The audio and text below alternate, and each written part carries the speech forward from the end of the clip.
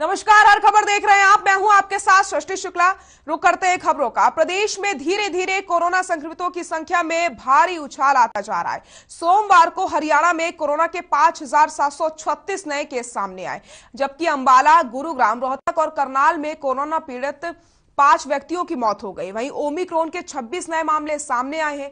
Corona का positivity rate 10.64 से बढ़कर के 14.90 पहुंच गया है। आपको बताते चले, हरियाणा, गुरुग्राम और फरीदाबाद खास तौर पर कोरोना के हॉट स्पॉट बने हुए हैं। सोमवार को गुरुग्राम में 2,621 और फरीदाबाद में 1,071 नए केस सामने आए, जबकि सोनीपत में 322, पंचकुला में 344, अंबाला में 303 और यमुनानगर में 191, करनाल में कोरोना के 171 नए केस सामने आए। इसके अलावा पानीपत में 113, रोहतक में 103, झज्जर में 98, कुरुक्षेत्र में कोरोना के 84 नए मामले सामने आए हैं। कोरोना का कहर लगातार जारी है।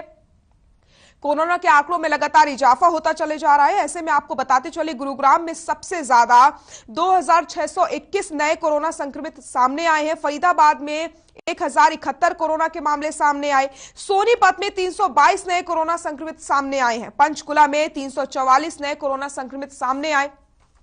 अगर हम बात करते हैं अंबाला की, तो अंबाला में 303 नए कोरोना पॉजिटिव मरीज सामने आए हैं। यमुनानगर का अगर रुख किया जाए तो यमुनानगर में 191 नए संक्रमित मिले हैं।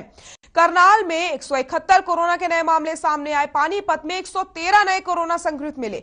रोहतक में 103 कोरोना संक्रमित मिले हैं। झज्जर की अगर बात की जाए तो झज्जर में 98 नए कोरोना संक्रमित मामले सामने आए।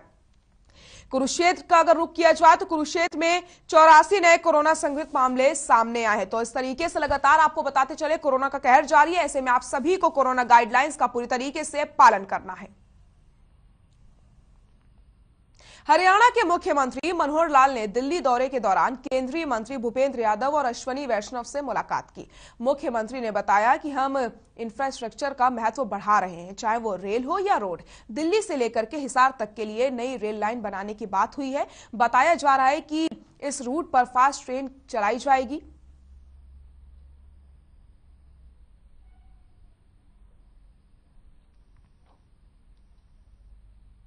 जितना आगे महत्व बढ़ रहा है, उसमें चाहे हमारा रेल इंफ्रास्ट्रक्चर हो, चाहे रोड इंफ्रास्ट्रक्चर हो, उन सब के बारे में लगातार हम लोग प्रगति अपनी कर रहे हैं।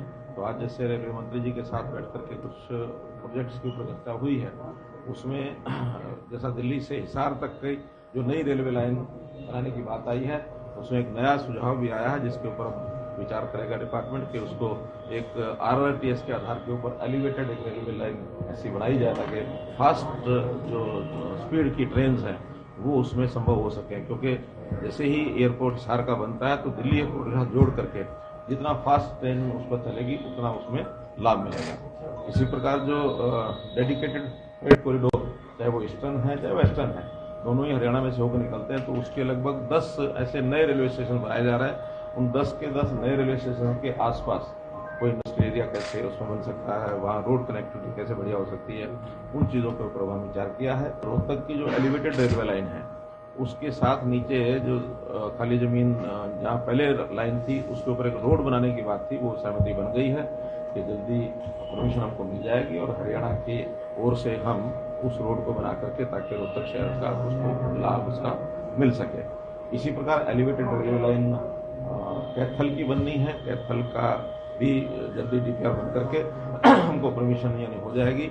यानी रेलवे नहीं बनानी है, वो जल्दी उसको स्पीड कर देंगे रेलवे के, ताकि एलिवेटेड रेलवे लाइन कैथल की बन जाए, कुरुक्षेत्र की पहले बनी रही है।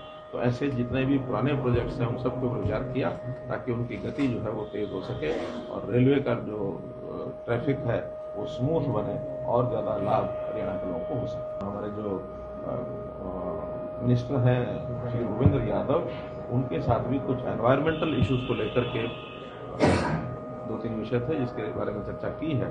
खास करके जैसे CNG PNG के ईंधन का उपयोग करने की बात आई थी नई इंडस्ट्री के लिए, तो उन्होंने कहा कि कम से कम 1 साल की छूट होनी चाहिए और उसके अंदर जब PNG CNG का इंफ्रास्ट्रक्चर बन जाएगा तभी उसमें से कुछ न कुछ लाभ मिलना चाहिए। प्रदेश में विकास की बड़ी बड़ी बातें की जाती हैं, सड़कों का जाल बिछाने की बात भी की जाती है, लेकिन इसकी जमीनी हकीकत तब सामने आई जब हिसार के भिटमड़ा गांव में मंत्री जी का काफिला कीचड़ में फंस गया। आखिर क्या कुछ है पूरा मामला, दिखाते हैं आपको इस रिपोर्ट में।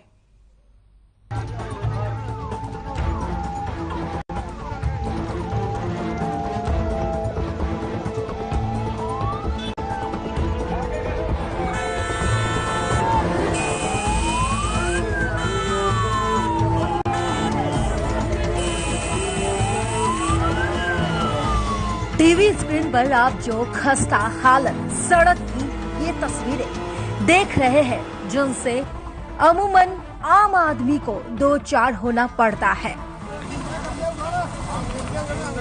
जिसे ठीक कराने को लेकर लोग अधिकतर अधिकारी, मंत्री और प्रशासन से गुहार लगाते हैं और प्रशासन लोगों को आश्वासन देते हैं कि जल्द से जल्द लोगों की समस्या का समाधान हो जाएगा, लेकिन वो आश्वासन सिर्फ आश्वासन बनकर ही रह जाता है। और जब कोई मंत्री या विधायक उस क्षेत्र के दौरे पर जाते हैं तो वहां की सड़कों की मरम्मत कर दी जाती है, लेकिन हिसार के भिटमड़ा गांव में कुछ और ही अलग नजारा देखने को मिला, जहां मंत्री का काफिला कीचड़ में फंसा नजर आया।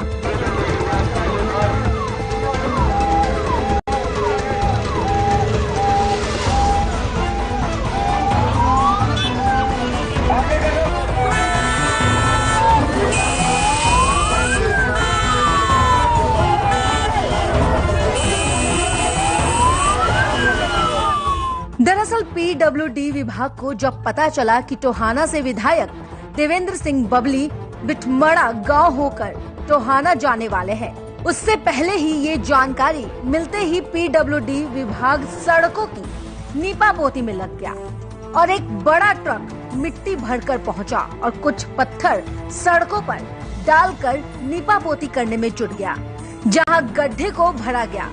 लेकिन जब विधायक का काफिला वहां पहुंचा तो इस बीच एक कीचड़ में भरे रोड पर उनका काफिला ही जा फंसा।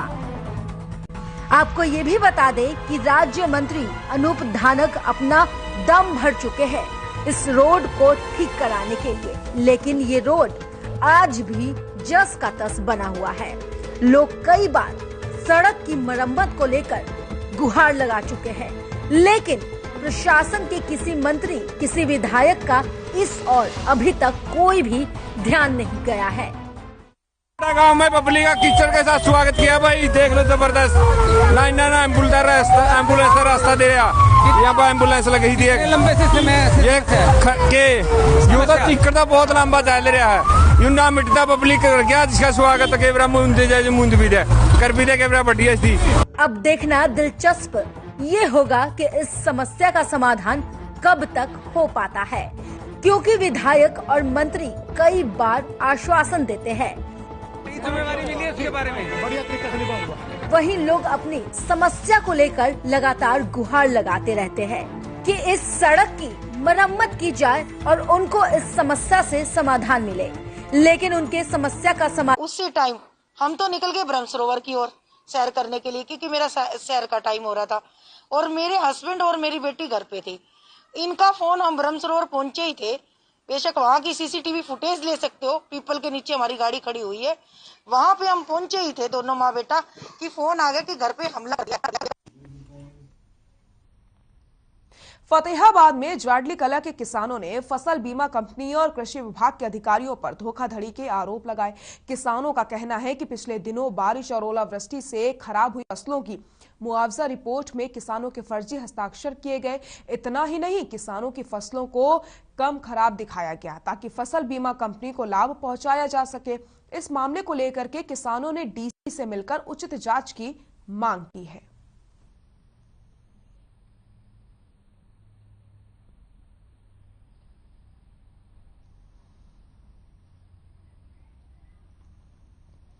फतेहाबाद में जाडली कला के किसानों ने फसल बीमा कंपनी और कृषि विभाग के अधिकारियों पर धोखाधड़ी के आरोप लगाए हैं। किसानों का कहना है कि पिछले दिनों बारिश और ओलावृष्टि में खराब हुई फसलों की जो मुआवजा रिपोर्ट थी, उसमें किसानों के फर्जी हस्ताक्षर किए गए हैं। इतना ही नहीं, किसानों की जो फसलें हैं उन्हें कम खराब दिखाया गया ताकि फसल बीमा कंपनी को लाभ पहुंचाया जा सके। जुलाना में ड्रग्स विभाग की टीम ने आज एक मेडिकल स्टोर पर छापेमारी की। इस दौरान जैसे ही बाजार में छापेमारी की जानकारी दुकानदारों को लगी तो ज्यादातर दुकानदार अपनी दुकानों को बंद करके भाग गए। ड्रग्स विभाग के जांच अधिकारी ने बताया कि वो यहां नशे के खिलाफ कार्रवाई करने पहुंचे और दुकानों को चेक किया जा रहा है। उन्होंने बताया कि जुलाना के साथ साथ ग्रामीण क्षेत्र में दवा की दुकानों को भी चेक किया जा रहा है।